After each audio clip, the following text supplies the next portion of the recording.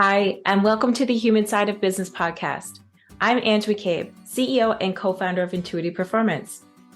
I'm a performance coach, HR professional, whole person leadership facilitator, and your host. The Human Side of Business podcast is fueled by the genuine curiosity to understand how personal characteristics and skills can be leveraged to drive individual and team performance, tangible outcomes, and ultimately organizational success within business. Each podcast is devoted to sharing knowledge, expanding our learning edges, and exploring the trends in corporate culture towards growing the emotional intelligence of organizations. I'm so glad you're here. Hi, and welcome to the Human Side of Business podcast. I'm Ange MacCabe, CEO and co-founder of Intuity Performance. I'm a performance coach, HR professional, whole person leadership facilitator, and your host. The Human Side of Business podcast is fueled by the genuine curiosity to understand how personal characteristics and skills can be leveraged to drive individual and team performance, tangible outcomes, and ultimately organizational success within business.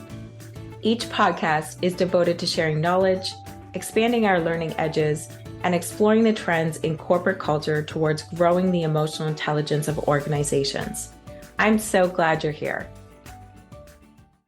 Welcome to the Human Side of Business podcast, where we explore what it means to lead with heart, intention, and impact, which is funny because that's my word of the year. That is your word of the year. I am Ange MacCabe, the CEO of Intuity Performance, and I'm thrilled to have two powerhouse guests with me today.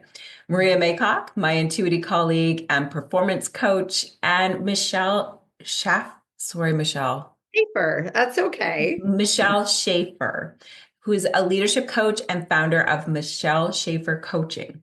That's a tongue twister. Can you say that like 3 times fast? Michelle Schafer Coaching. Schafer Coaching. Just for the new year. Yeah, absolutely. Maria and Michelle, welcome. So happy to have you both here. Thank you, Ange. I'm excited to dive into this conversation today, and I'm excited to have you, Michelle. It's so nice to meet you, Maria. And this is such a great topic too, especially to, start a new year and focus on, learning and development as well. Mm-hmm. Cat's out of the bag. It's definitely timely. Yes, it certainly is. We're going to be talking further about creating a learning environment for teams, what it means as a leader to cultivate a culture where development and growth are really central. And we'll explore some practical strategies and share insights or experience shares, as we like to say, to help leaders empower their teams to evolve their careers while contributing meaningfully to the organization. So let's dive in. Mm-hmm. And essentially my thought process was to really start with the why. Like, why does this matter? Why should we as leaders or teams prioritize in creating that learning environment within? Mm-hmm. Maria, what are your thoughts?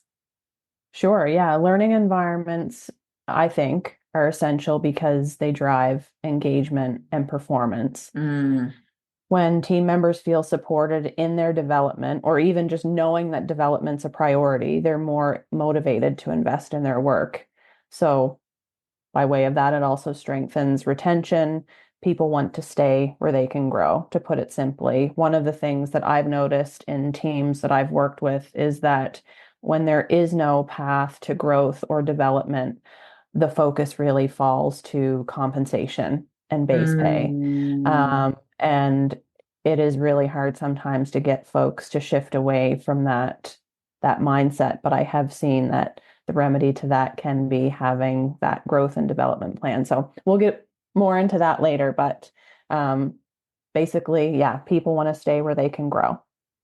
Yeah. And I mean, Maria, you make a really interesting point, like connecting, growth and development to retention and engagement. And, the really interesting thing is, as much as I'm a leadership coach, I also wear another hat, which is career transition. And so this is a really interesting topic for me because the two are intersecting today. And I oftentimes see when I'm meeting with clients and they're trying to figure out what their path forward is, perhaps they're looking to leave their employer and look for something else. the main reason is because they can't see a path forward within the organization. It was really interesting. There was a study done by Robert Half. It would have been like earlier in 2024, where the results were staggering. There was, I think 42% of Canadians were saying that they were looking for a new job. And I would, almost bet that if that survey was taken now in 2025, that number would be higher. And Wow. main reasons was people were looking for growth opportunities. Yes, compensation can be a driver for people, but they want to know that they can develop their skills. They want to know that there are opportunities within their organization. And they also want to feel supported by their leader. They want to have a leader that cares about their development, that gives them opportunities, that actually has those conversations.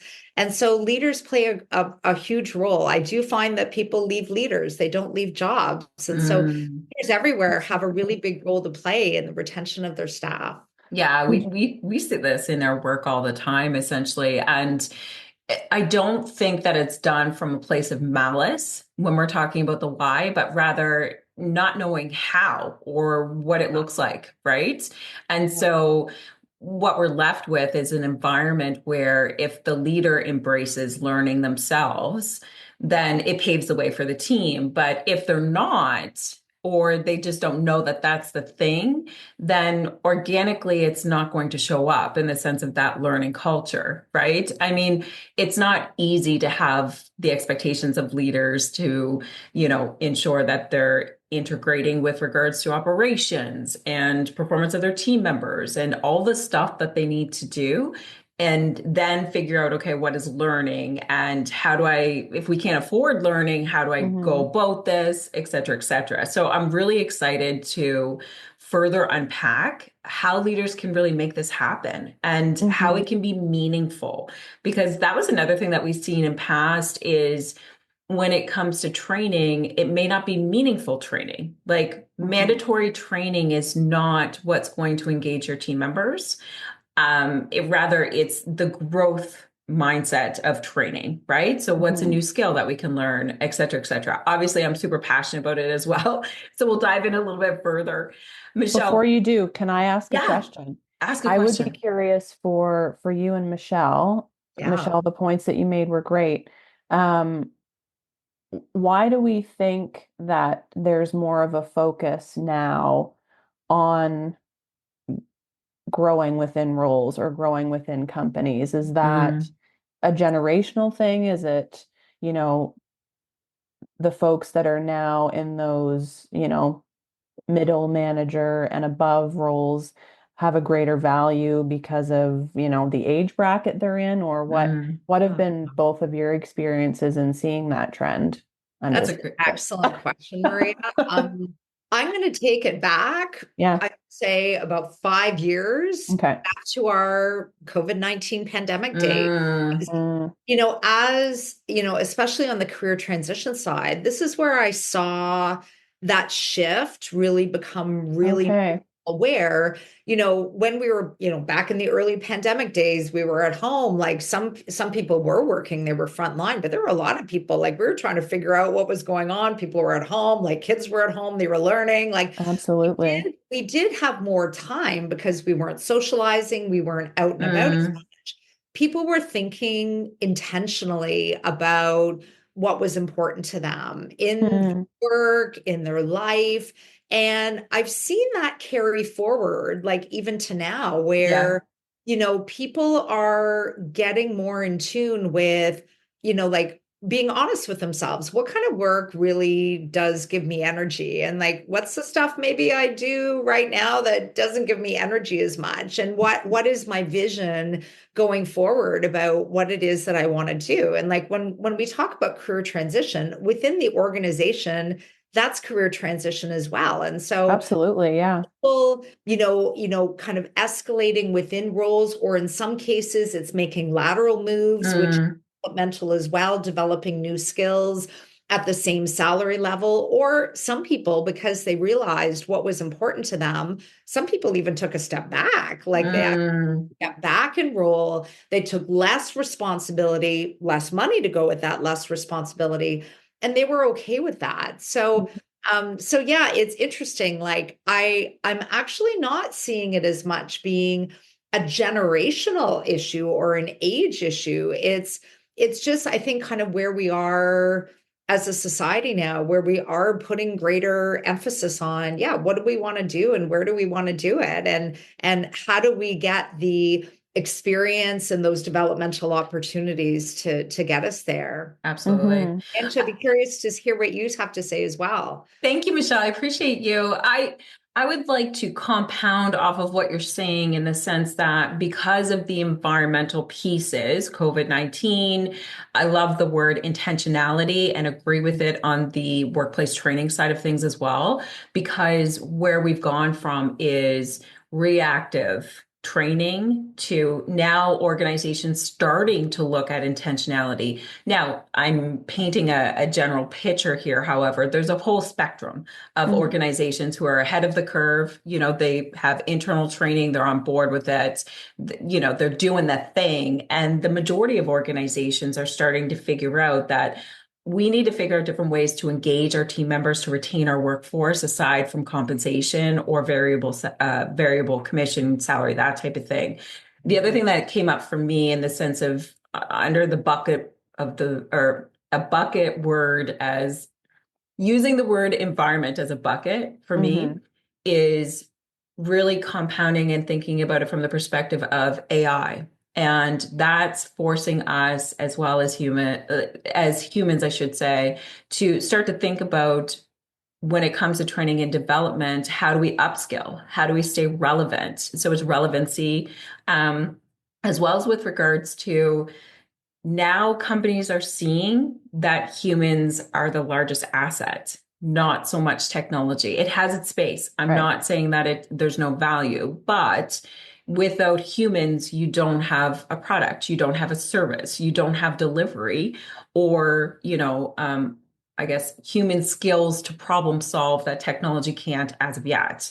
And so I think there's a beautiful or perfect storm going on here in the sense of thinking about training and development is leveling up, as well as with regards to our environment expectations, team member expectations. Generations are speaking more about their needs versus not, as well as, staying ahead of technology. So that's kind of where my head was going with it.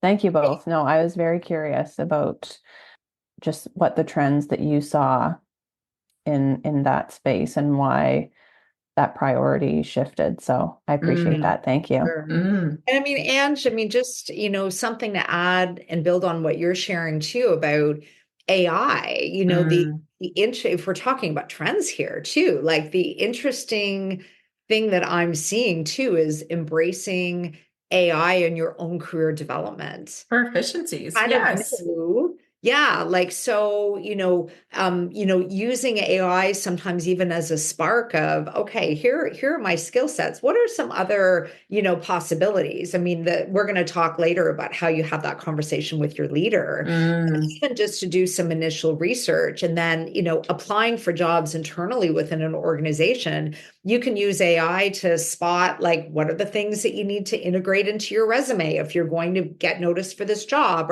or you have an interview for a job within your organization and it's a possible promotion. AI can be used to generate what are the possible questions you need to be ready for, that you can prepare for, that are based on that job. So yeah, I mean, we can use AI in a number of different ways, but I am seeing it's being used in developmental opportunities as well, and supporting employees and eventually like supporting both leaders and employees to have those conversations with each other, which is Absolutely. really Yeah. And I think it's really about embracing it when it comes to looking at it from the perspective of AI, as well as in the same breath, I'd say taking it as source document. So it's like one part of your research if you're looking to continue to develop as a leader or from a career perspective. So Michelle, when you think of this thing called a learning environment, what comes to mind? What does it look like?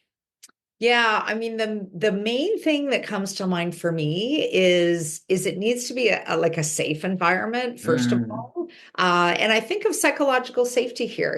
Like the ability Mhm. for individuals and certainly teams to be able to be free to share their ideas, even if they're differing ideas. The freedom to take risk and know that you're not going to be shamed or blamed for that. And in a learning mm, environment that risk taking and that embracing of failure becomes super important because for individuals, team members who are in an environment where they know that their leader is going to like point a finger at them, or there's going to be, like some negative conversation about something that doesn't really happen according to how everybody was hoping it would happen. mm, People aren't going to try new things. And if they're not trying new things, they're not developing, they're not innovating, they're not being creative. mm, So a leader plays a huge role in normalizing like the risk taking, normalizing those kind of failures. And, even for a leader to say, like, if we're going to talk about some like actionable things that people can do and say, even just when a leader says, I made a mistake here. I followed the wrong process, and here's what I'm going to do next time. That normalizes, those kind of failures. Or, when there's something new that's coming down the pipeline to say, this is new. We're going to make some mistakes, but we're going to learn from those mistakes. mm. Leaders are able to position that. It can just make it so much easier for people to grow and develop and to request those kind of opportunities to grow and develop even further. Yeah, I love that. One thing that's coming up for me from your comments, Michelle, is Mm. one thing it's not is it's not micromanaging. Yeah. Mm, Yeah. I've seen a few of those scenarios, and I think it is probably the quickest way to get someone to exit. Um, it's, the exact opposite of a learning environment. Yeah. And from that, exactly like you're saying, the word that's coming up for me is that it's dynamic. So right. as Yeah. we've been saying, it's not about formal training. It's about embedding learning into everyday work. Something like you said, just as simple as I followed the wrong policy. You know, this Mhm. is my learning. This is what I'll do differently next time. That might be debriefs after a project or peer Mm, feedback. So one-to-one check-ins I've seen work really well. Not just deliverables for sure. Yeah. mm. And it sounds like there's three things going on here. So it's like the layers of what learning environment means. Hmm. So it could be from an academic perspective, or it could be a course, or it could be real-time experiential learning, or somewhere in between. Also hearing things like it's really about how do you co-create an environment where operations and learning live together. Yeah. And so it's kind of combining those two wonderful things to ensure that team members are constantly learning. I think the third thing being that having team members step into reflection with regards to a learning environment is really important too. So it's not just about having a safe environment, which primarily that needs to exist to do anything else. And I think it's having team members to be able to have higher levels of self-awareness to reflect on blind spots, accountability, learning opportunities, et cetera. And it all coming from a place of solving the problem, not the person. Yeah. Hmm. I Yeah, love absolutely. like just what you're talking about here, Ange, like just the power of reflection. Mm, Like those times, in our days and our weeks and our months where we just hit the pause button a bit more. mm, Mm. And in the span of a busy day, oftentimes we don't think about doing that. But when we take that step back and when leaders are able to initiate conversations with team members to encourage them to do that, there's so much that can be revealed and that mm, will contribute to an individual's developmental plan. Like one of my clients, she does something that's really powerful. So every probably like 3 or maybe 4 months, she has a conversation with each of her team members. It's separate from like project updates and deliverables and things like that.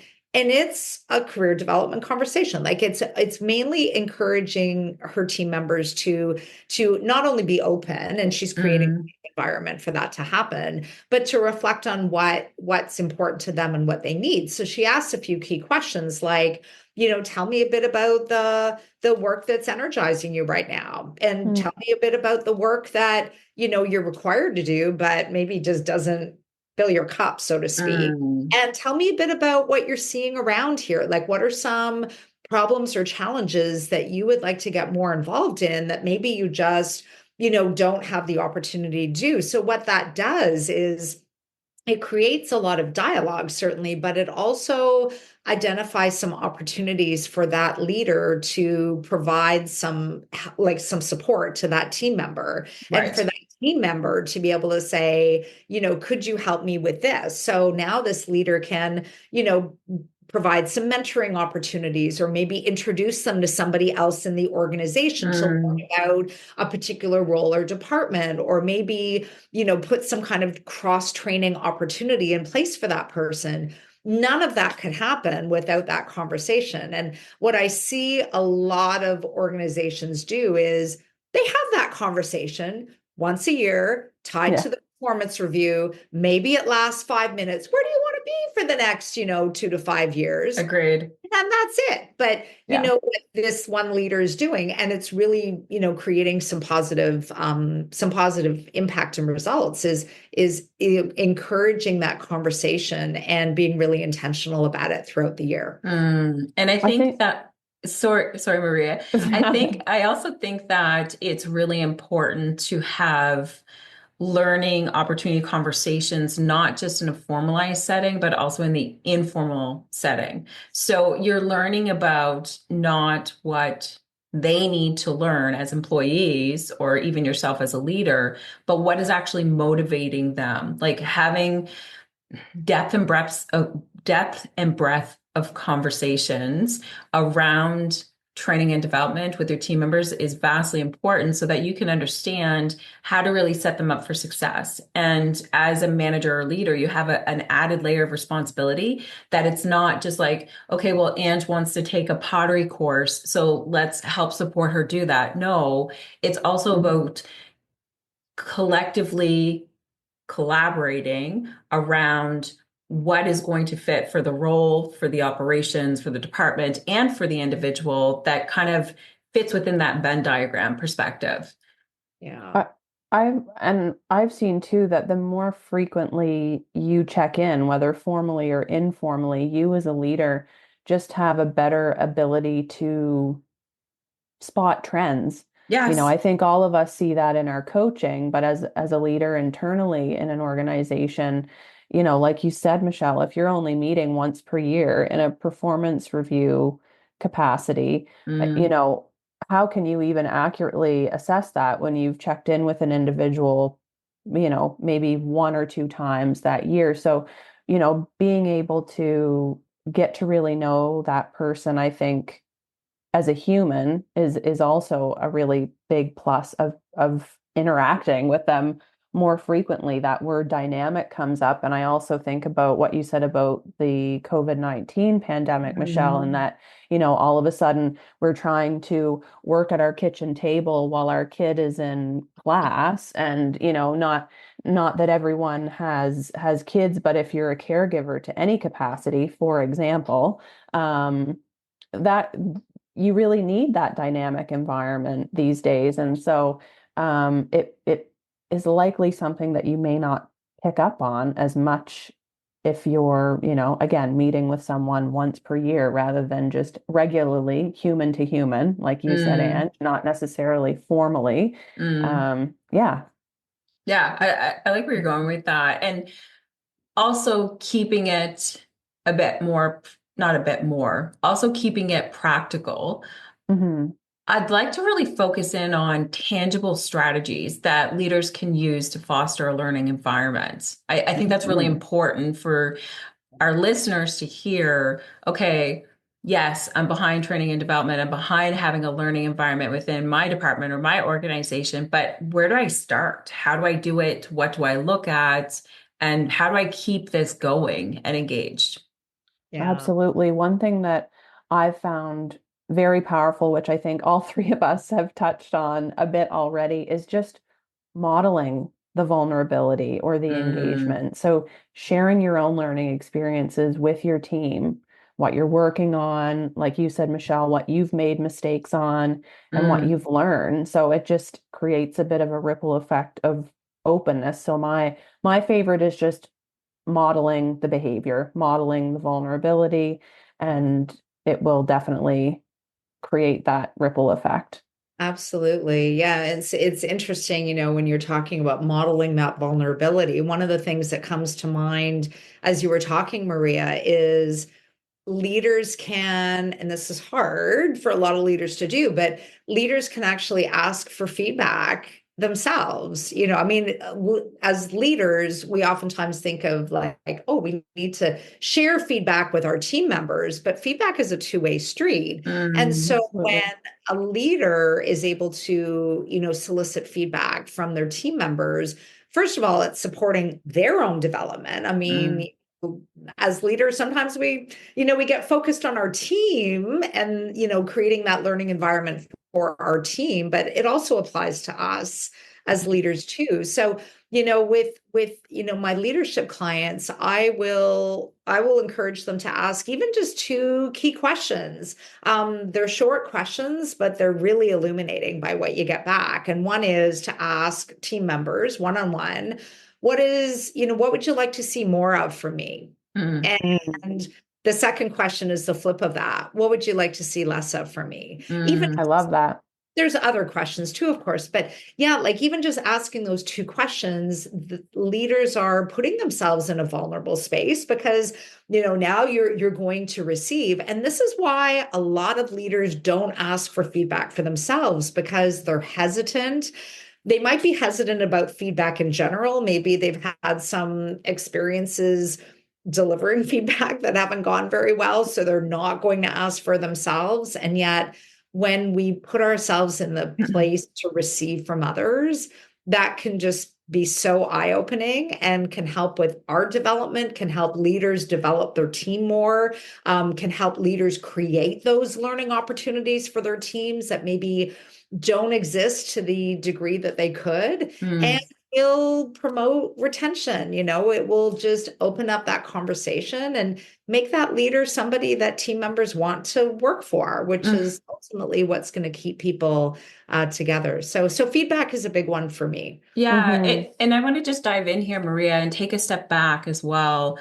I think organizations as well as leaders need to look at this from the perspective of what is our current mindset towards a learning environment? Hmm. Hmm. And if it's not a growth mindset or if it's not an open mindset, then what is it that we need to do to get us there in the first instance so that Absolutely. we're truly set up for success in being able to deploy a learning strategy? And so, like, when I hear the word tangible or strategy, I am automatically go to like that visionary place. So for me, leaning into the HR side of things as well as performance coaching and starting to think about, okay, so yes, we have a growth mindset. Yes, we're behind this premise of learning and development or a learning organization and environment.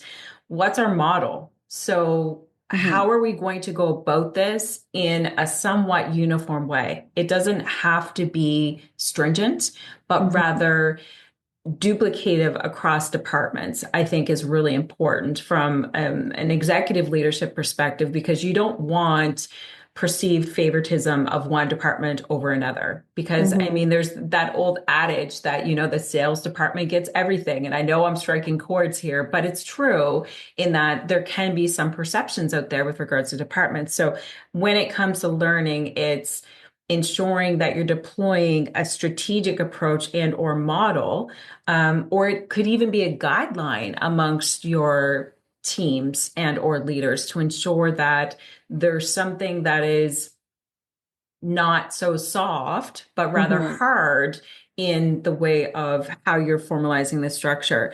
Then I think it's really delving into, okay, well, what is our approach to learning environments within our Mhm. organization? So is it a hybrid approach where there's an academia piece or a training and development formalized piece? Is it internal? Are we getting external stakeholders to come into the organization? And then all the way down to, looking at it from a skills set perspective. And when I say skill set perspective, I mean the human side of skills, because we all know that we hire and we fire for all the human skills, but we don't really train them. And Mhm. so it's starting to think a little bit more elaborate about positions and how we're positioning our learning as to what does success look like, and therefore what human skill do they need. And I'm really passionate about that piece because when it comes to deployment, it's not just thinking about mental health first aid, albeit it's important. It's not about first aid, albeit it's important. It's not about how to implement AI practices into your workplace, albeit it's important. Mhm. And it's adding in that layer of how do we ensure that our team members are set up for success so that they can be promoted, so that they can have job enrichment, et cetera. So for me, when I start to think about a learning and development environment or organization, it's really about thinking about the layers. What's our strategy? Or sorry, what's our Mhm. mindset? What's our strategy? What's our model, our approach, and how are we going to deploy it? I think those pieces are really important for leaders and organizations to think about so that the engagement sticks. Because what I've Mhm. seen happen so many times in past is that the HR department will be given a budget for training and development, and it's deployed and it's spent, but it's a checkbox, right? Mhm. And so when I think about meaningful learning and development aspects and models, that's kind of where my head goes. Yeah. Yeah, I agree. I think we would be remiss if we didn't acknowledge that some folks listening to this will need to take learning and development, creating a learning and development environment from a culture shift perspective. Yes. There will be some teams and organizations that is going to require, not just a tweak of a process, but like you're saying, Ange, a whole culture shift, and not Hmm. to scare anyone out of that, because it's totally worth it, but it is definitely a reality for some. I And I agree. do, yeah. Yeah. And just to build on what you're sharing there, Maria, I mean, it's, what I'm hearing in this conversation too is it's, about consistency as well. Mm, One thing, like to launch an initiative or, to implement some training, but if there's going to be no consistency of application or Yeah. consistency in terms of who is going to get access to it, then it's going to fall short. And it's what happens after these initiatives, or like if it is formalized training, what happens after is even mm. more important than what happens in like the workshop or the session or whatever. And it's making sure that leaders everywhere, they have a responsibility to be able to champion this going forward. If it's just training, Yeah. but like Maria, to your point about the culture shift, if there's no culture that's going to support the ongoing, like kind of like implementing all of those learnings into the fabric of the organization, it's kind of money that goes right out the window. Like, Yeah. I have a client right now. They rolled out psychological safety training for all of their leaders. But guess what? The most senior leaders are not creating a safe environment. So leaders can still, focus on what they can control within their own team. But in terms of being able to really feel this within the organization, it falls short. So Mhm. like it really needs to start from the top and move down Mm. in order to Oh, be as effective as possible. and And in that instance, it can even be damaging because, let's face it, the teams are not blind, and it can then just look performative. And I've actually seen team members feel quite insulted yes. by the offer, Absolutely. because there is no buy-in from the folks that need to buy in, or there is no effort toward the culture shift. So it's Mm. actually done more damage than good in those cases. And I Check the think box. Michelle, Yeah. going back to check the box.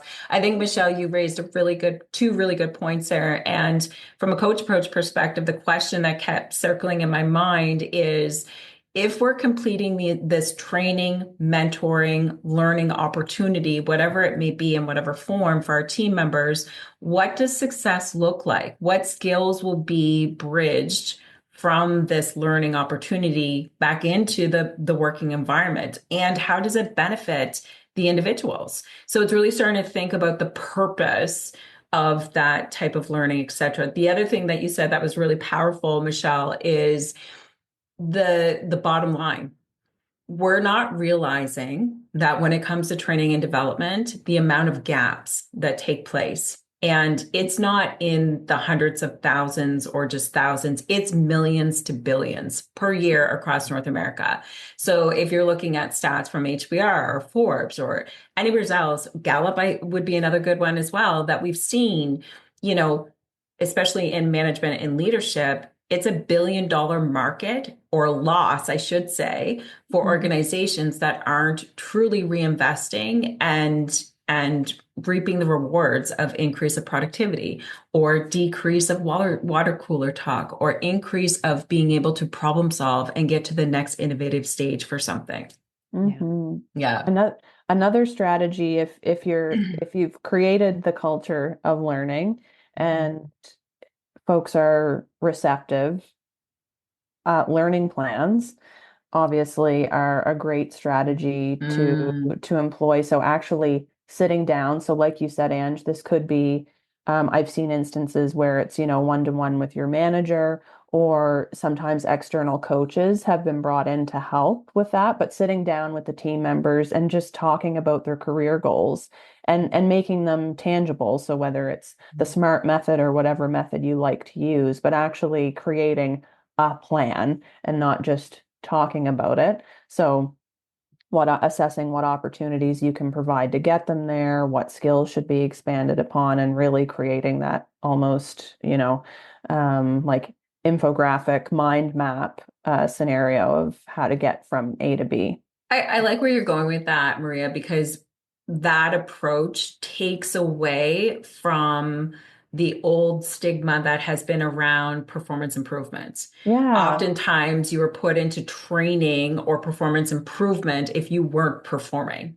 Yeah. And that's not the intent of this message at all, but rather, it's setting people up for success. It's upskilling, it's pivoting or having cross-departmental elevation of skill sets, as well as being able to set people up for success for promotions to that next level if they so wish to do so.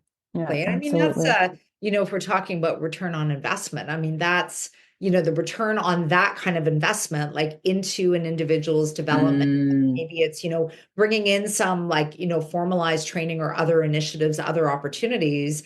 That investment is going to pay off in the form of heightened engagement with that particular team member. They're going to want to be part of that organization because they can see a path forward. They can see that there's other opportunities to develop, to contribute, to innovate within the organization, and kind of, back to that higher stat that I shared at the top of our podcast, that 42% of people that were set to look for new work, which is huge. That's a big number. Staggering. Leaders can do their part to minimize that number by creating those opportunities, and especially having those conversations, like normalizing career development and progression and those kind of conversations with the organization. Absolutely. Absolutely.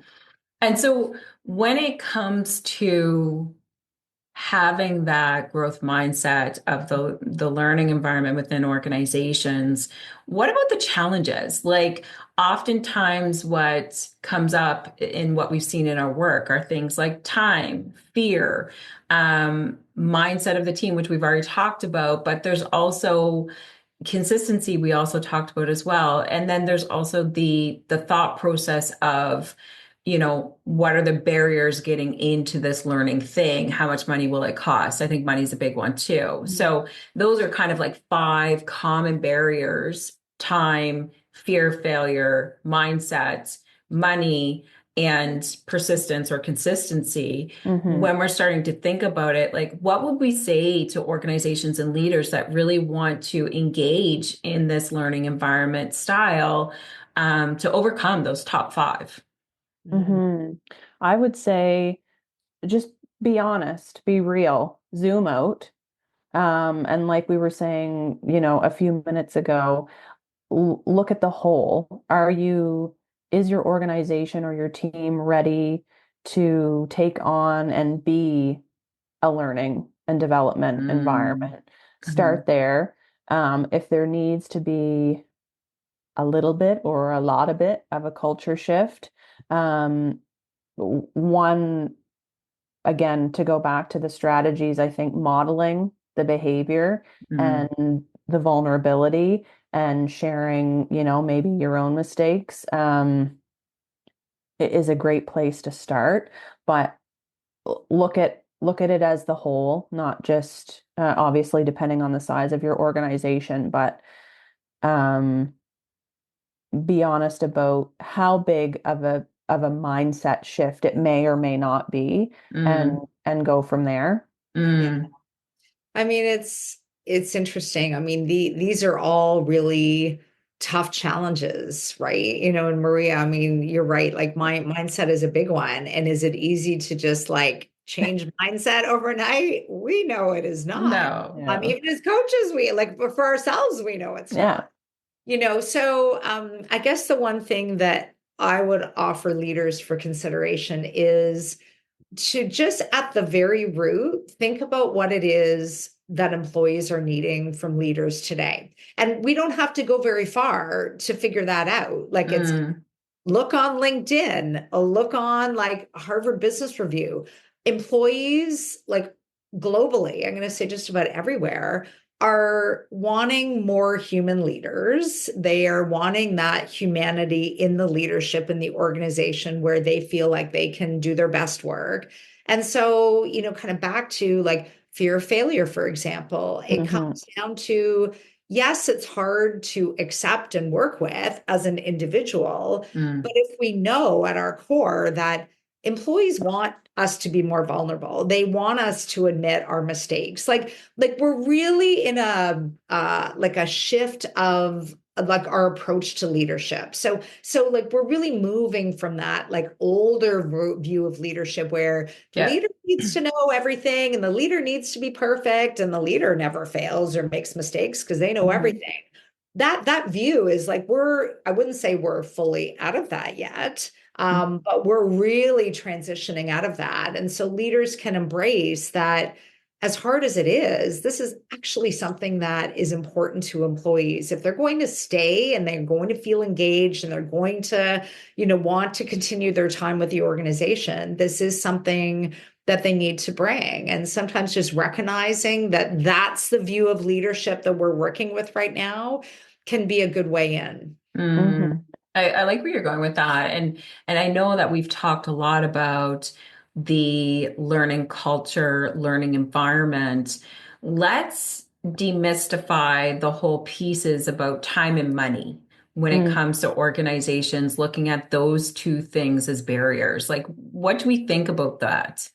I have my opinion, but I want to hear yours first, Maria and Michelle. Yeah. I mean, as you said earlier, Ange, and you touched on as well, Michelle, at the cost of not doing it is exponential in comparison to the time that it takes to create this environment. The numbers are astronomical, and I think, as you both said, there's more and more studies that exist out there that give you that data, and it's staggering.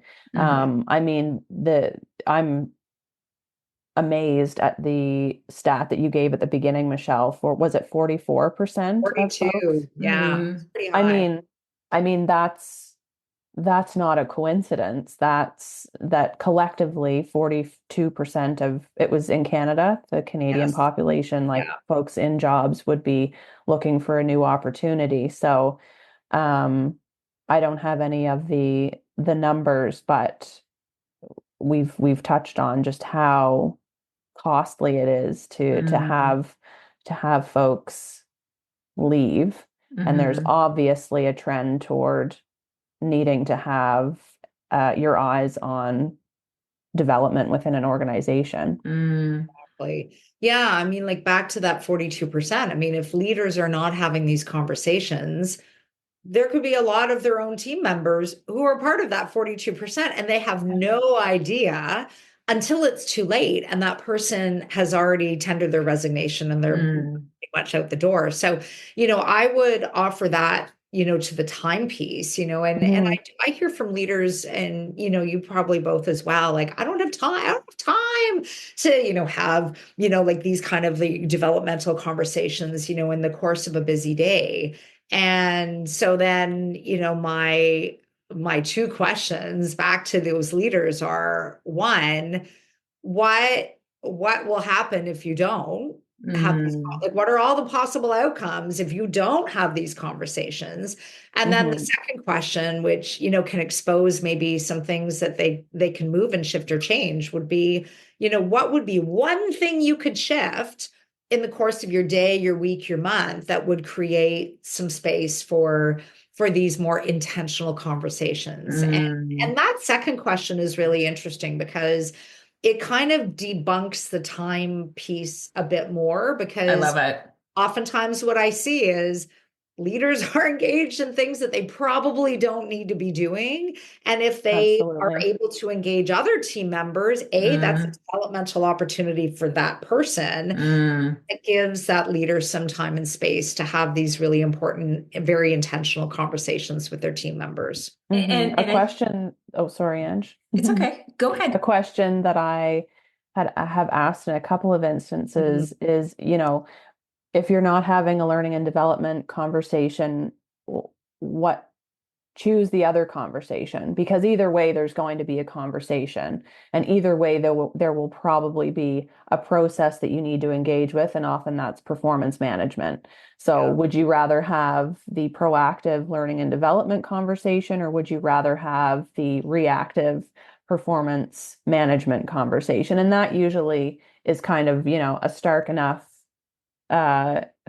thought to get folks to kind of get thinking about learning and development in a different way. So, sometimes scaring your leaders, scaring your team may be the way as well. But yeah, it's like, which conversation do you prefer, really? Because one will be happening either way. Yeah. I tend to agree. And what coach approach questions coming up for me is, what are you willing to commit to? So it's identifying the prioritization, kind of going down the rabbit hole of like how we get this done and demystify the whole time thing. But it's really about, I think, accountability, and it starts with leadership down, right? So what can we commit to as a learning environment, or what will you commit to? Because can and will are two totally different things. So asking those questions in tandem, I think, would be beneficial as well. Those are good. Yeah. This has been such a rich conversation, Marie and Michelle. Yeah. Before we wrap up, let's share one actionable takeaway for our listeners. Maria, you go first. Okay. I'll say choose one thing to integrate into your team's rhythm. And if I could pick one, it would be the modeling the vulnerability. So, I mean, it could be the regular feedback, it could be a formal learning plan, or those reflection moments that we talked about. But as Michelle said, consistency is key. So whatever it is, be consistent. Like you said, Ange, what can you commit to? What are you willing to commit to? So choose one thing.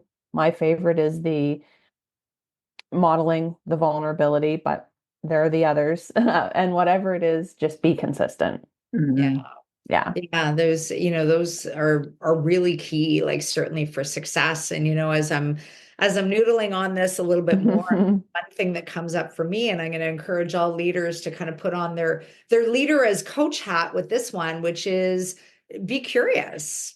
Have the conversations, be curious about, your team members and their individual potential, but then be curious about the potential of the whole team. And what are some ways to, like harness those strengths that are already part of the team? What are the gaps that maybe need to be addressed, and start reflecting on that, and then having the conversations can be really helpful. I like both of those, Maria and Michelle. For me, what's coming up is, and I'll steal Simon Sinek's book title, Start with Why. Why are we committed to being a learning environment, and building, your programming and your strategy from your why, I think is super important. Yeah. Fantastic. Again, appreciate the two of you. I would also identify that when it comes to that growth journey, it's about making it personal. So as a little tidbit, it's, every team member is going to need and or want something different. We know everybody's jumping off from a different stage or place in life, and within their career. So making sure that you are reliable and that it's not so rigid that it's not customizable for your team members when it comes to that learning culture. Yeah. Well said, Ange. Thank you both for this conversation. It's been so lovely, and it's so important. And like you said, Michelle, super timely for this time of year as well. Yeah, absolutely. Yeah, as people are starting to think about, what does this next year mean for them, and for leaders too, what does this next year mean for your team and your organization? Yeah, this is a really important topic. So thank you, Ange, for having me on today, and so wonderful to have a conversation with both of you. Likewise, Michelle and Maria. Michelle, before we go, how do our listeners get to know how to find you, connect with you, and also maybe we can let the cat out of the bag with regards to your new book being published this year? Congratulations. So excited for you. Thank you so much. Yeah, I mean, I'm really excited. My book is coming out on February 6th, so it's going to be so soon. So people can reach me and follow me in a number of different ways. I'm very active on LinkedIn. I write about like development in general, but certainly about, like career transition and leadership topics too. So please do find me on LinkedIn. You can email me directly at michelle@emschafercoaching.ca. And if you'd like to learn more about my book and get a free downloadable chapter just to kind of get you started on this topic, listeners, and you can access the show notes for this, but you can find it at emschafercoaching.ca/cultivating career growth, because that's the name of my book. Beautiful. Thank you so much. Love that. Thank you, Michelle. Thank you. And thank you to our listeners for joining us on the human side of business. I want to send out a huge thank you as well, because all of you have helped us grow by 33% over the past year. And looking at our podcast wrap up, we're hitting in Europe, Australia, as well as across North America. So excited to have you here this year, and stay tuned for more great episodes. Until next time, take care and keep growing. Thanks for listening to the Human Side of Business podcast. I'm glad you could join us. If you enjoyed today's episode and want to stay updated with our latest content, make sure to visit our website. The link can be found in the episode description, where you can subscribe to the podcast, sign up for our newsletter, and learn more about our whole person leadership services. Sounds interesting? Explore the Whole Person Leadership Cohort by Intuity Performance, a unique program that offers unparalleled support to managers on every step of their leadership journey. Our program features evidence-based assessments, workbooks, group coaching, and interactive learning experiences to help you level up your leadership skills. Reach out today to apply to one of our upcoming cohorts. Until next time, take care and stay curious.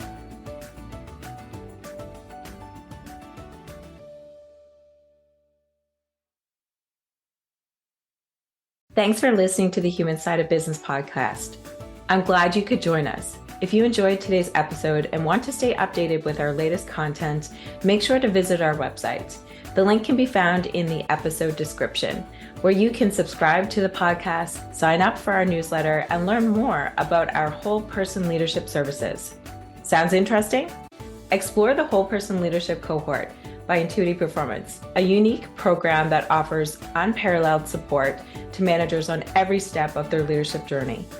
Our program features evidence-based assessments, workbooks, group coaching, and interactive learning experiences to help you level up your leadership skills. Reach out today to apply to one of our upcoming cohorts.